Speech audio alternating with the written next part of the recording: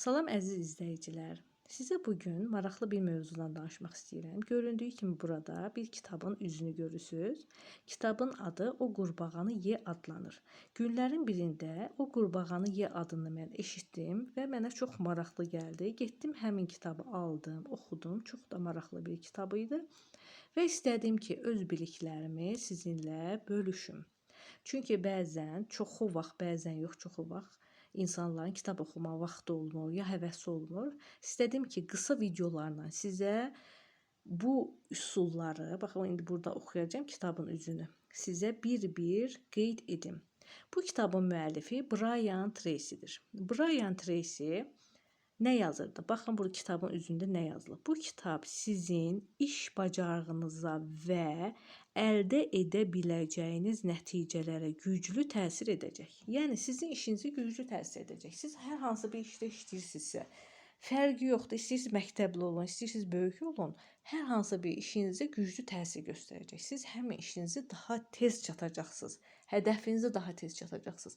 Və altda da yazılıb ki, az vaxtda daha çox iş görmənin 21 üsulu. Deməli, Brian Tracy bizə 21 üsul verir bu kitabda. Və qurbağanı ye nə deməkdir? Bir dənə bundan da danışaq.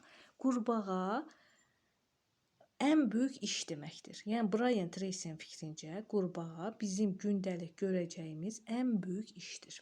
Biz bilirik ki, hər birimizin istər uşaq olsun, istər böyük olsun, gündəlik qarşımıza qoyulmuş işlər var.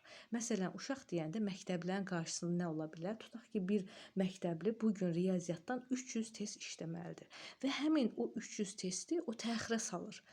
Deyir ki, biraz sonra eləyərəm, 1 saatdan eləyərəm, 3 saatdan eləyərəm və axşam olur, artıq bunu yerinə yetirmir, saxlayır sabaha. Eyni ilə də böyük insanlar ən böyük, ən çətin işini təxirə salır. Sanki ona enerjisi çatmır. Amma Brian Tracy deyir ki, çalışın ən böyük, yəni ən ağır, ən böyük işinizi birinci səhər duran kimi yerinə yetirin ki, digər xırda işləri sonra asanlıqla yerinə yetirəsiniz.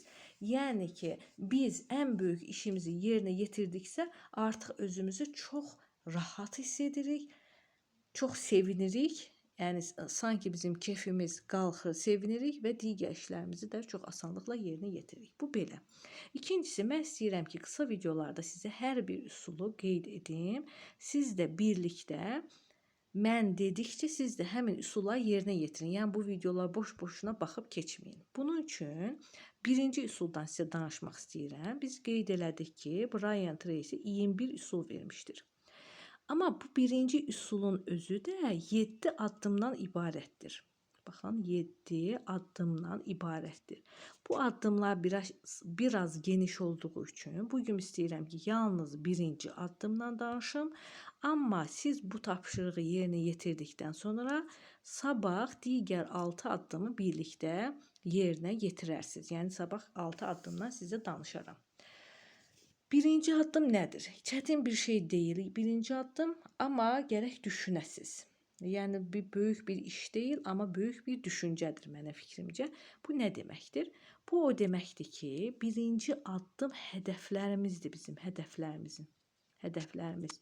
Yəni yenə də deyirəm, istər məktəbli olun, istər böyük olun, istər tələb olun, istər universiteti qurtarmış şəxs olun və yaxud iş adamı olun, fərqi yoxdur. Hər birimizin həyatda hədəfi olmalıdır.